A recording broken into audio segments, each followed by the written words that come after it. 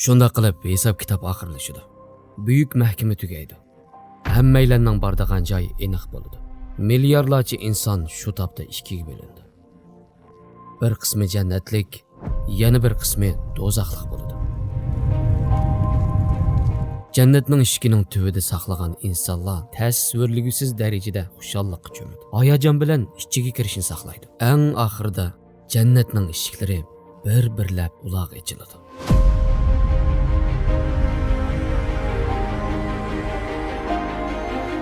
Jannatning eshigidan kirish bilan yelkisidagi yuklar ko'tarilib ketgandek, ilgari faqat yashab boqmagan xushal xo'ramlik ichida bo'ladi. Tuyuqsiz hamma yerni yo'rtadigan bir nur paydo bo'ladi. Jannatga muakkil farishtalar ularga sizlarga amonlik bo'lsin. Sizlar gunohlaringlarning kirlaridan pok bo'ldinglar. Jannatga kiringlar. Uningda mangu qilinglar.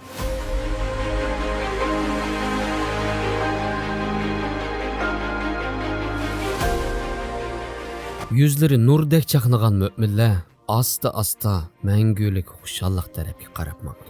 Shu chaqda dunyodagi vaqtda tortgan har qanday qiyinchilik, azob oqibatning tegi yetgandek bo'ladi. Chunki qilgan savarning mukofoti mangulik jannat bo'ladi. Buningdan keyin na harg'inlik, na o'lim, na yig'i bo'lmaydi. Bir tarafda xushallik, yana bir tarafda bo'lsa azob, ohi faryod va pushaymonlik ko'rinadi. Do'zaxmi asta-asta to'lishqa, taraf-tarafdan pushaymonlik qiyo chiyalari yangrashqa boshlaydi. Xo'sh, jannat bilan do'zax zodi qanday joy? Jannat bizning dunyorimizga o'xshamdi. Jannatda yoz, qish, kech, kunduz bormi? Jannatda mangu qilish, zerikishlik bo'lmamdi. Jannatga eng oxirida kiradigan kishining ahvoli qanday bo'ladi? Qani kelinglar, ikki tarafning ahvoliga tafsili qarab boqaylik. Bir tarafda yig'i ovozlari, yana bir tarafda bo'lsa xushallik tabassumlari. Zolimlar qilgan zulmining jazosini ko'rishga.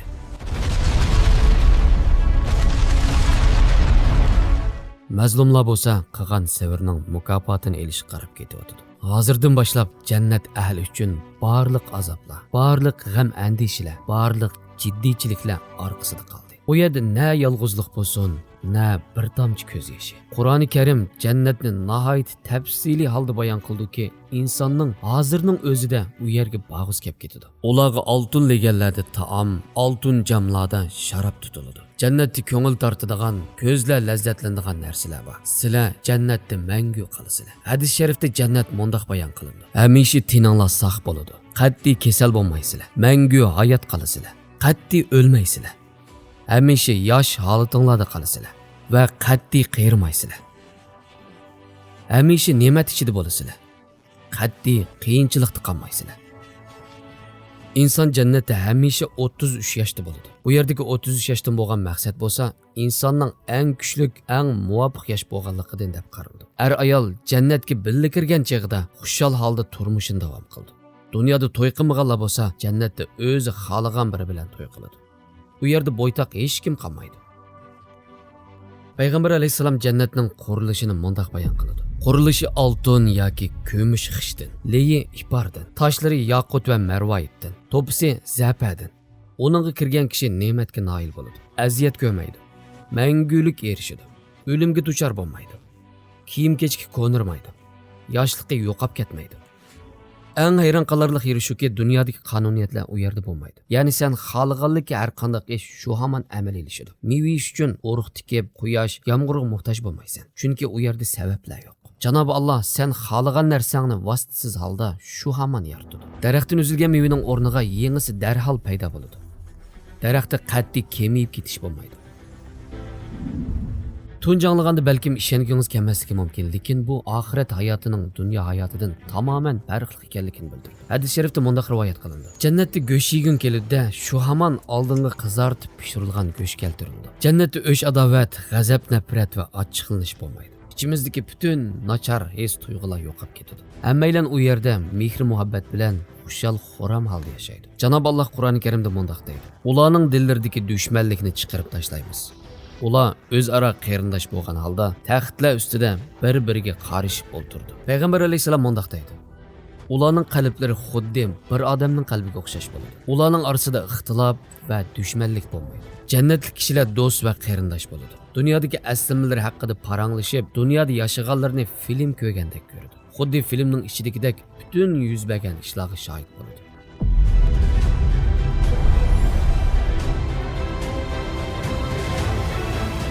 Va dunyo ziyorat qilinadigan yerga o'xshash bo'ladi.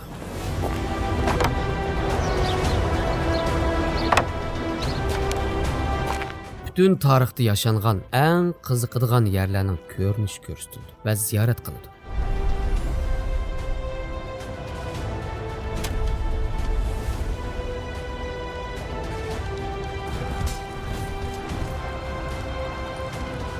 Mening eng qiziqqan yerim shu. Jannat ajoyib huzurliq bo'ldiki, süp-süzük suv buloqlari, süt buloqlari, asal buloqlari bor. Yana tex biz bilmaydigan nurg'ulg'an buloqlar bo'lishi mumkin. Qur'oni Karimda Janob Alloh mundaq deydi: Taqvodorlarga va'da qilingan jannat shuki, uning ostidan o'stanglar eqib turadi. Uning mevalari tugamaydi. Hamisha soy tushib turadi. U yerda rangi o'zgarmagan suvdan o'stanglar, ta'mi o'zgarmagan sutdan o'stanglar, ishkuchilarga lazzat bag'ishlaydigan maydan o'stanglar va sof asaldan o'stanglar bo'ladi. Ularga jannatda bahramon bo'ladigan turlik mevalar bo'ladi va Parvardigori tarafidan mag'firat qilindi. Hadis shariflarda yana mundaq rivoyat qilindi: Jannatda asal dengizi, may dengizi, sut dengizi va suv dengizi bo'ladi. Boshqa o'stanglar mushlardan chiqadi. Shuningdek, bu yer tilg'ilingan sut, asal va maylar dunyodikilarga qat'iy o'xshamaydi. Ya'ni jannatga xos aloyidiliklar bilan yaratilgan. Jannat bularning har biri süp-süzük, intayin pokiz, intayin tamlik bo'lib, ish kuchiga boshqacha huzur bag'ishlaydi va ularni mast qilmaydi. Janob Alloh Qur'oni Karimda mundaq deydi: Uningda mast qiladigan narsa yo'q. Ular uni ichish bilan mast bo'lmaydi. Ya'ni shundaqla tabiat manzaralarining go'zal bo'lishidan boshqa havoray ahvolimi intayin rohat bo'ladi. Dunyodikidan farqli holda bak sovuq emas, bak issiq emas. Ya'ni insonga eng yoqadigan havorayda bo'ladi. Jannatda kecha bo'lmaydi. Insonni hamisha xushal qiladigan bir nur bo'ladi. Ularni jannatning mangulik soyasiga daxil qilamiz. Jannatda kecha bo'lmaydi. Jannat nur va yorug'likdan iborat. Shundaqla jannatda uyqu bo'lmaydi, chunki uyquning insonga huzur berishi harg'inlikni ketkazish uchun. Halbuki jannatda harg'inlik bo'lmaydi. Jannatda ularga charchash bo'lmaydi. Jannat ahli uxlamaydi. Ya'ni jannatda hech qanday ehtiyojli ishlar bo'lmaydigan, faqatla huzur uchun yashaydigan, xushallik to'lgan bir yer bo'ladi va u yerdagilar mangu qoladi. Albatta jannatning bu xil tasviri bizga faqat ozgina ishorat xolos. Amaliyotda jannatda bizni bu anglatilganlardan nechasi go'zal narsalar kutadi. İnsonning ko'ngliga kechib boqmagan, nurg'unlagan go'zal narsalar bor. Hadis sharifda mundaq rivoyat qilindi: Solih bandalarim uchun ko'zlar ko'rib boqmagan, quloqlar anglab boqmagan, insonning ko'ngliga va xiyoliga kechib boqmagan ne'matlarni tayyor qildim. Rabbim hammalarni jannatga kirishga nasib qilsin. Amin. Qur'on va hadislardagi ma'lumotlarga qaraydigan bo'lsak, jannatning 8 eshigining borligini ko'rib olamiz.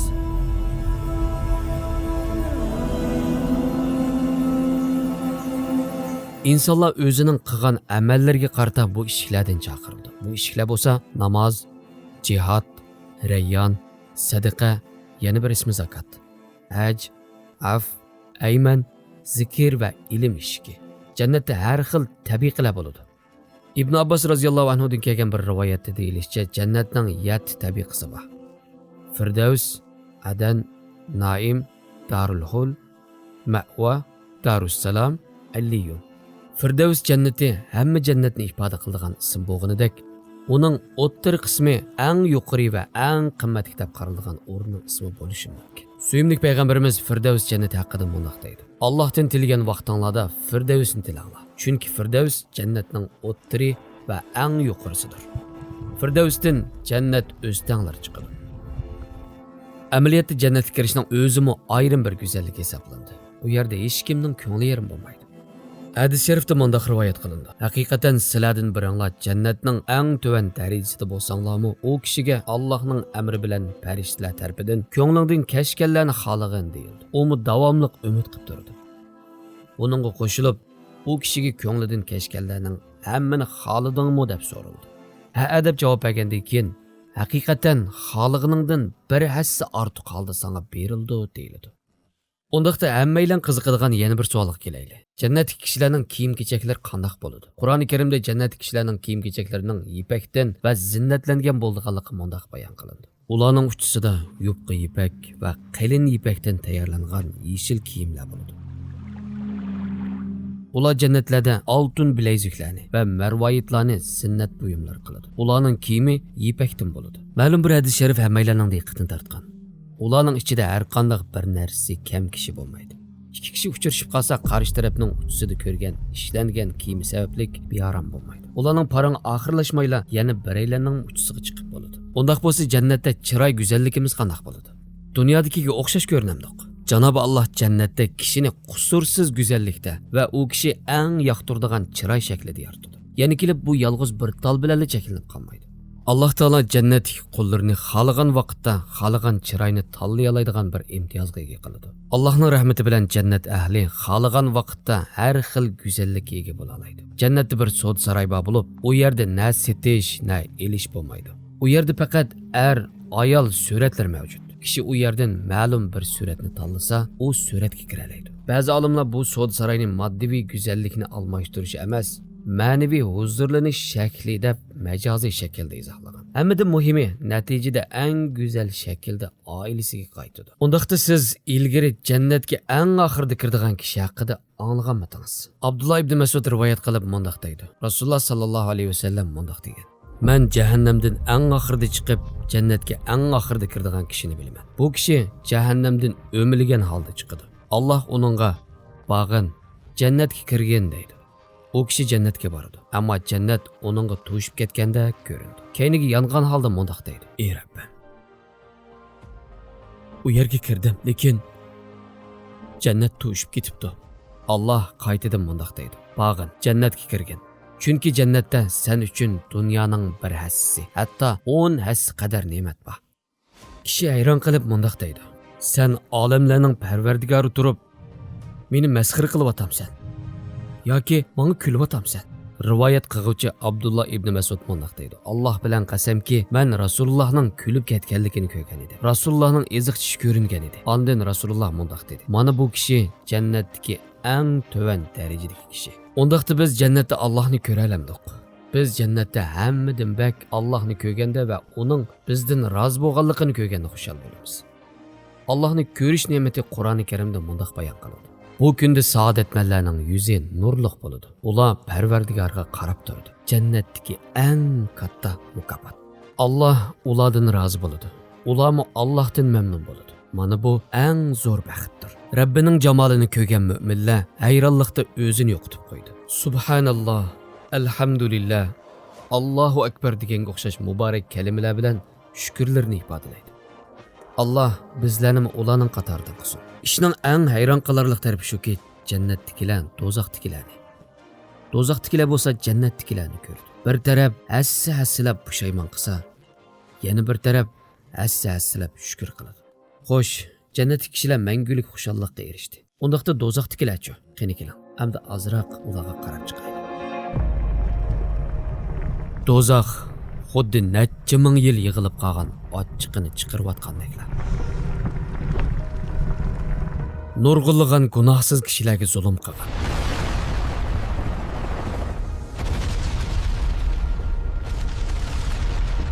Yüz minglarcha bovoqni o'ltirgan, nurg'unlagan insonlarning haqqiga kirgan, nurg'unlagan zolimlar u yerga solandi.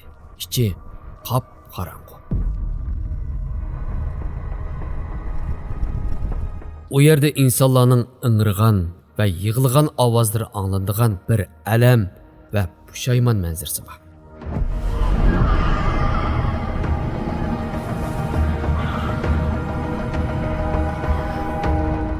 Qiyomatni inkor qilganlarga biz do'zaxni tayyorladik. Do'zax ularni ko'rgan chaqda, ular do'zaxning g'azabdan qaynagan, angrigan ovozni anglaydi.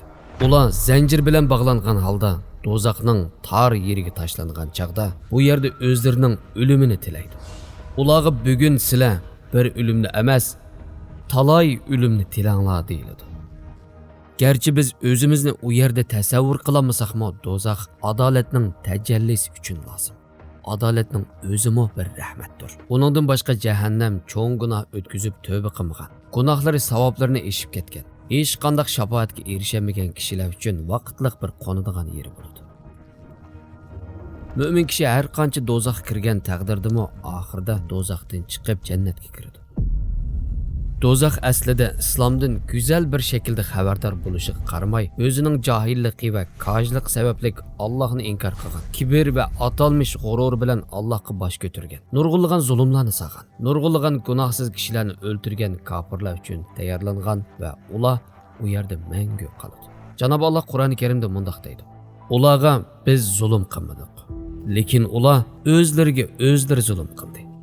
Shuningdek Qur'oni Karimda kofirning vazifaga tayinlangan farishta bilan qilgan dialogi mundaq bayon qilindi: "Ey Malik, Parvardigoring bizga o'lim hukm qilsin." deb to'laydi. Malik: "Sizlar azobda cho'qim qolasizlar" deydi. U yerdagi azob faqat o't bilan bo'lmaydi. Jannatning ne'matlaridan mahrum qilish azobi bilan, yolg'izlik bilan, jimjitlik bilan, shayton bilan birlikda kuyishning iztirobi bilan, ko'ydirdigan o't bilan, to'nglatadigan o'tning azobi bilan, Allohga qilingan tuzkorlikning azobi bilan, Alloh bilan paranglasholmaslik bilan,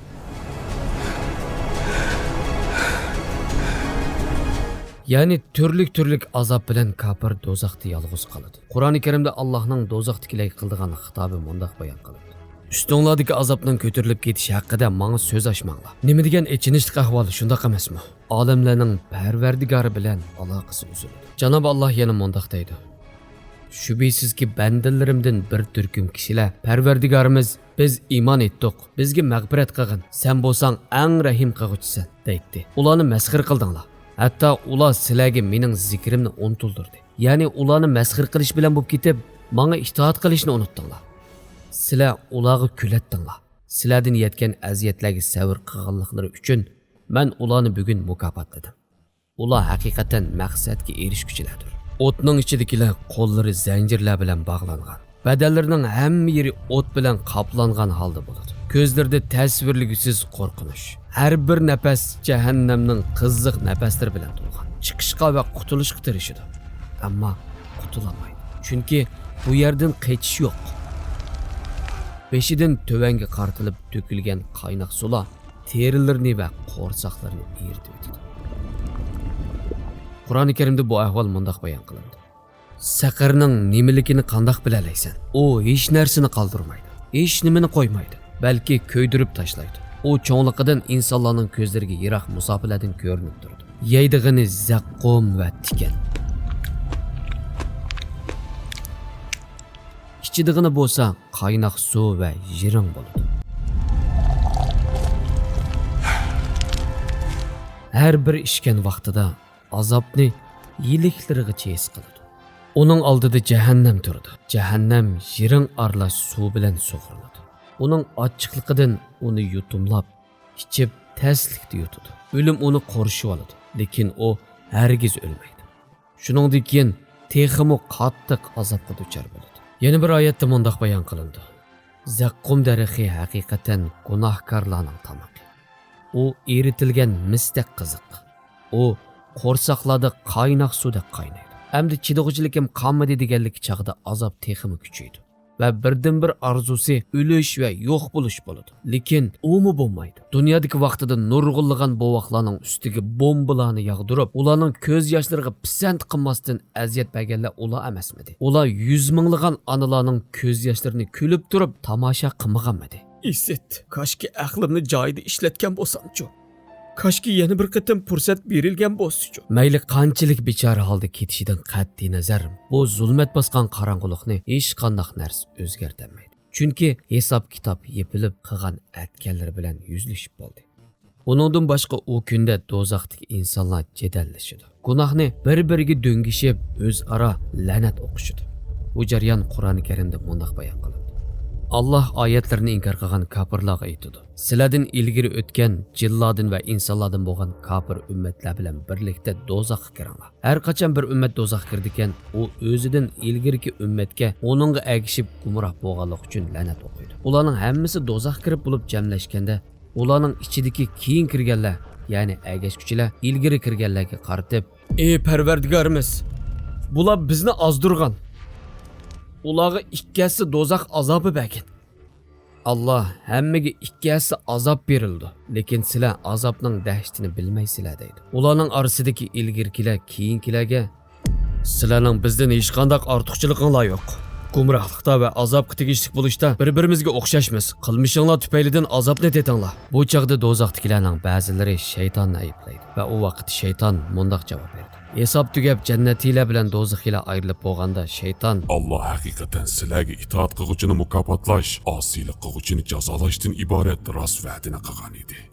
Men sizlarga o'lgandan keyin tirlik savob jazo deganlar yo'q deb yolg'on va'da qilgan edim. Va'damga xiloflik qildim. Sizlarga mening hech qanday hukmronligim bo'lgani yo'q. Men sizlarni faqat gumrohlikka da'vat qildim. Sizlar da'vatimni qabul qildinglar. Shuning uchun meni ayblamanglar. O'zinglarni ayblanglar.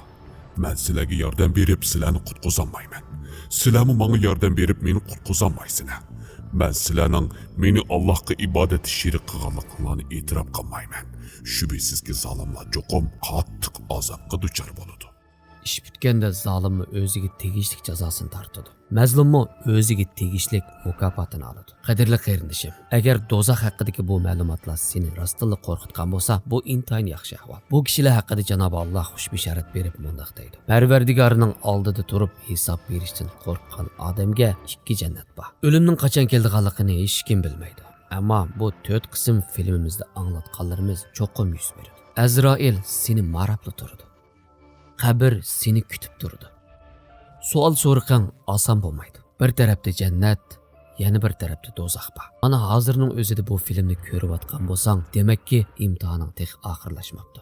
O'zingni isloh qilish fursatang bor degan gap. Garchi tog'dek gunohlarimiz bo'lsa-mo, bizning qildigan birdan-bir ishimiz yagona Allohga yuzlanib, tavba qilib, 5 vaqt namozimizga esilish. Shuningdek, dunyodan xo'shlashganga qadar savobli ishlarga yugurish, tavba qilish va bir kunda faqat 1 soatmi ketmaydigan 5 vaqt namozni o'qish. Ajiba bu ishlar insonga qanchalik qiyin keladi. O'limdan keyingi qo'rqinchli va dahshatli mazgilda hamma kishi jiddiylashib, nima qilarini bilmay qolganda, sen intayin xushal va tabassum qilgan holda mangulik jannatga xotirjam holda kirishing uchun arzimand. Janob Alloh Qur'oni Karimda mundoq deydi: "Ey Muhammad, mening tilimdan aytqinki, gunohlarni qilaverib, o'zlariga zulm qilgan bandalarim, Allohning rahmatidan umidsizlanmanglar. Alloh haqiqatan xohlagan odamning jami gunohlarini mag'firat qiladi. Shubhisizki Alloh nihoyat mag'firat qiluvchidir. Kimiki biror yomonlik yoki o'ziga biror zulm qilib qo'yib, ondan Allohdan mag'firat talab qilsa, u Allohning mag'firat qiluvchi nihoyat mehribon ekanligini ko'radi." Shuningdek, ikki jahonning quyoshi bo'lgan suyimlik payg'ambarimiz bizga xushbisharat berib mundoq deydi: "Gunohlarga chin ko'nglidan tavba qilgan kishi hech qanday gunoh o'tkazmagan kishiga o'xshash bo'ladi." Butun koinotning egisi bo'lgan Janob Alloh bizni tavbamizni qabul qilgan va mag'firat qilgan kishilar qatoridan qilsin. Amin.